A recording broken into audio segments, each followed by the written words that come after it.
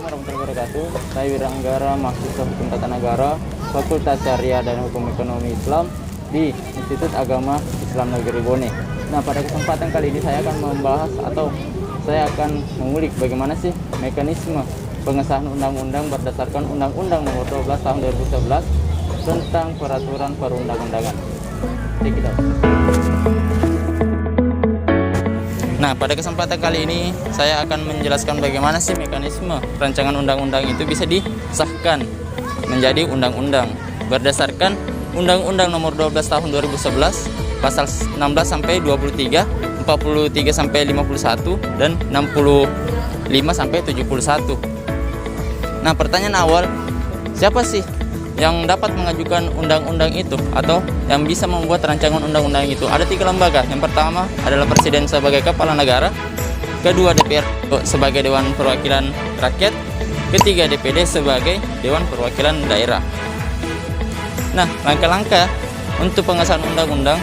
Langkah pertama, rancangan undang-undang yang diajukan jika dari Presiden disiapkan oleh Menteri atau pimpinan lembaga yang terkait.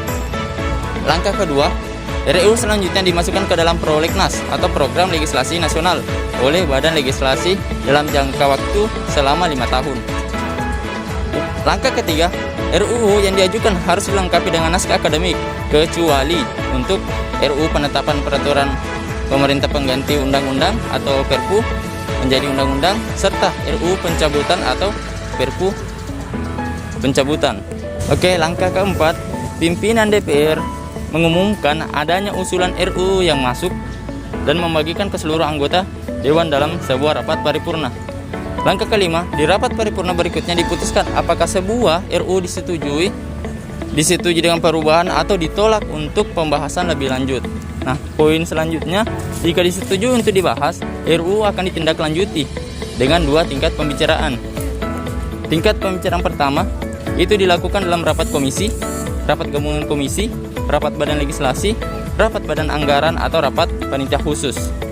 Nah, pembicaraan tingkat kedua dilakukan di rapat paripurna yang berisi penyampaian laporan tentang proses, pendapat mini fraksi, pendapat mini DPD, dan hasil pembicaraan tingkat pertama itu pernyataan persetujuan atau penolakan dari tiap-tiap fraksi dan anggota secara lisan yang diminta oleh pimpinan rapat paripurna, dan juga pendapat akhir presiden yang disampaikan oleh menteri yang mewakilinya. Langkah berikutnya, langkah ke-9, yaitu apabila tidak tercapai kata sepakat melalui musyawarah mufakat, keputusan diambil dengan suara terbanyak dalam rapat paripurna.